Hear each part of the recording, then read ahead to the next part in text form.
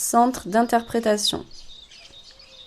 Nous nous trouvons à l'entrée nord du centre historique du village, à côté du pont Vieux, entre le chemin de Saint-Jacques et la rivière Aragon.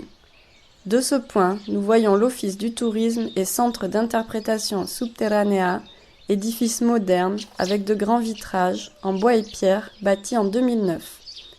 Le pont Vieux est daté du XIIe siècle et fut construit par le roi Pedro I de Aragon en 1100. C'était le seul accès au village jusqu'à la construction du pont neuf en l'an 90. Il a été reconstruit en 1866 et a subi des modifications au début du XXe siècle. À l'arrière du bâtiment se trouve une passerelle en bois qui permet l'accès au public à la méconnue rivière Aragon. Le parcours de plus de 100 mètres franchit la rive gauche jusqu'à la source qui jaillit de la grotte de las Guisas, où se trouve un point de vue.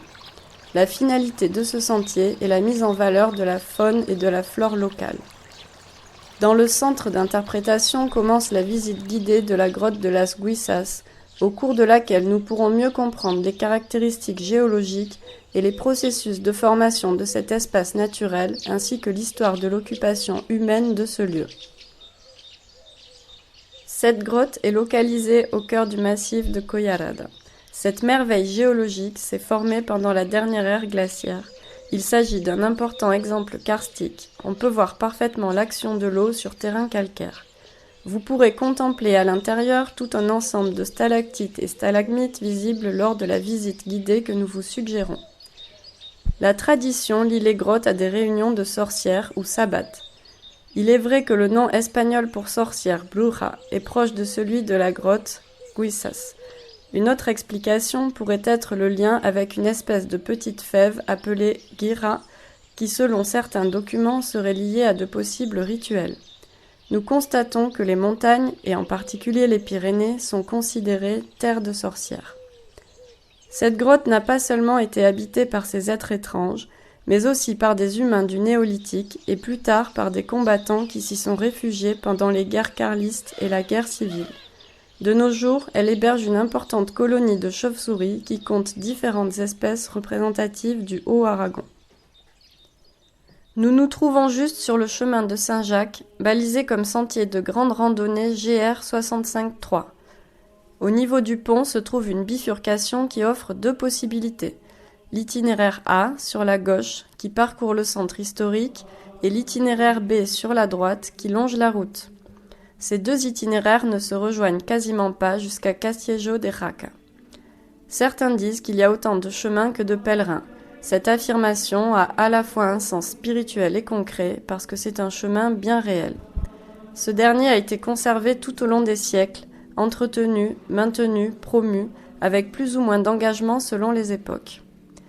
Il y a plusieurs entrées depuis la France. Nous nous trouvons sur l'une d'elles, la voie toulousaine ou chemin d'Arles, qui regroupe les pèlerins venant du sud-est qui entrent en Aragon par le col du Somport. En arrivant tout en haut, ils trouvaient l'hospice des pèlerins de Santa Cristina de Somport. Il fut fondé au XIe siècle. Il est nommé dans un document du XIIe siècle, Liber Peregrinationis du Codex Calixtino, comme l'un des plus importants de toute la terre chrétienne avec l'hospice de Jérusalem et celui du grand Saint-Bernard de Montjoux. L'auteur Aymeric Picot signale « Ces hospices sont installés à des emplacements où ils sont nécessaires. Ce sont des lieux sacrés, des maisons de Dieu pour le réconfort des saints pèlerins, le repos des miséreux, le confort des malades, le salut des morts et l'aide aux vivants. Ainsi, ceux qui, quels qu'ils soient, auront édifié ces saints lieux posséderont, sans nul doute, le royaume de Dieu. » Cette importante référence nous permet de constater que la voie toulousaine fut une entrée fondamentale depuis la France pendant quelques siècles. En 2010, l'Especula de Santa Cristina de Somport, datant de la fin du XIIe siècle, a été retrouvé. Il s'agit d'une petite broche que les pèlerins cousaient à l'extérieur de leurs vêtements pour prouver leur passage à des endroits clés du chemin. C'était le crédential de l'époque.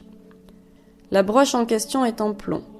Elle représente un moine pèlerin ainsi que l'apparition d'une colombe qui, avec son bec, signale un ensemble de pierres pour indiquer le lieu où l'hospice de Santa Cristina devait être construit. C'est l'image qui est utilisée aujourd'hui à Villanois pour tamponner le crédential des pèlerins. Même si la voie de Toulouse est une voie importante, ce n'est pas la plus fréquentée. Elle mériterait d'être davantage mise en valeur et promue. Mais le fait qu'elle ne soit pas utilisée par une masse importante de pèlerins en fait un atout pour ceux qui cherchent le calme et la tranquillité.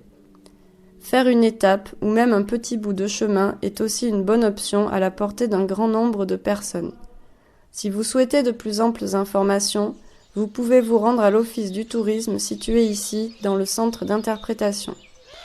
C'est incroyable comme dans un petit village des Pyrénées aragonaises, nous parcourons toute l'histoire de l'humanité, de ses origines préhistoriques avec les dolmens et les grottes, en passant par l'époque médiévale avec le chemin de Saint-Jacques, l'église, les ponts, les rues seigneuriales, pour arriver jusqu'à nos jours.